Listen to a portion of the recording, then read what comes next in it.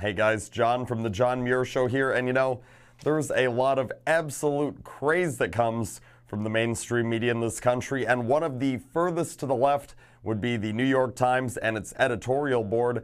And you really think every time they come out and say something, it's like, that's hitting a new low, but there is no way that they're going to be able to top that next time. And then you see the next thing they say, and shockingly, they find a way somehow to set the bar even lower in terms of what people should expect from them. The latest thing that the New York Times editorial board has come out and said is that the Trump administration is pushing an anti-science agenda. And you want to know what the justification is for it? Well, they're saying it is because they are supporting teen pregnancy prevention programs. Yeah, that's right. They're not a fan at the New York Times and the editorial board that the Trump administration is encouraging programs that try to get children to refrain from sex until they get a little bit older and have a little bit more knowledge of everything that's going on. Just make sure that kids are educated before they go doing something that could end up in some potentially serious consequences. Of course, there are things like teen pregnancy, which is quite often not really looked on in a positive light. A lot of those kids have no idea that, hey, we're just fooling around one day. Oh, guess what? Our lives could completely change.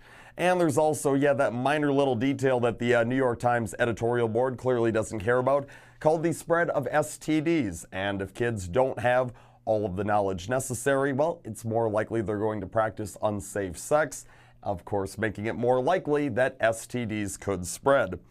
But anyways, the New York Times editorial board, like we said, is quite liberal in its stance. And as you know, a lot of people on the left, whether it be the media or whether it be the politicians, they always like to do the bidding of Planned Parenthood, because Planned Parenthood, that organization that on the left, they try and say, oh no, it teaches kids about being, safe and responsible, and they provide, like birth control or whatever. Yeah, it's a load of crap.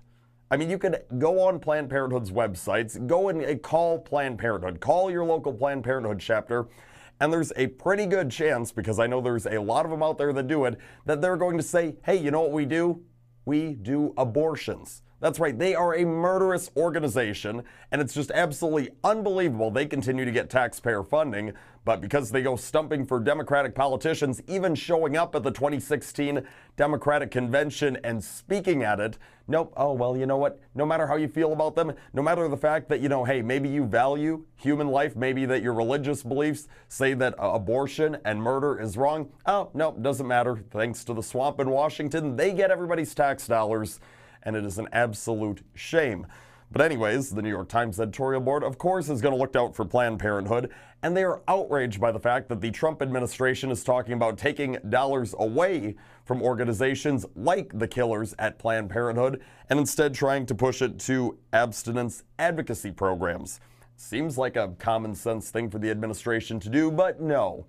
The frickin' liberal left in this country can't have anything nice, apparently, and even things that shouldn't be political need to become political. So the New York Times editorial board, in this nice little piece that they wrote here, said, quote, there is no evidence that teaching young people to make healthy decisions about sex will reduce teen pregnancies or STDs, saying that the comprehensive sex programs from the Obama years is the reason that we've seen a decline in teenage pregnancies.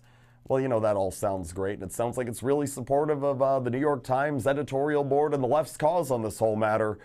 But unfortunately for them, it is not true, because we have heard from the Department of Health and Human Services that they have absolutely zero data to back any of that up. And the editorial board, they're trying to make their case for, how great things were, under the leadership of their champion, Barack Obama, the worst president in U.S. history. Yeah, but they forgot to mention that STD rates, thanks to the Obama administration's policies, those reached an all-time high. Is the left really going to argue that more people having sexually transmitted diseases is a good thing? I sure as hell hope not, but in 2018 America, I can't say for sure, and that is awfully, awfully sad.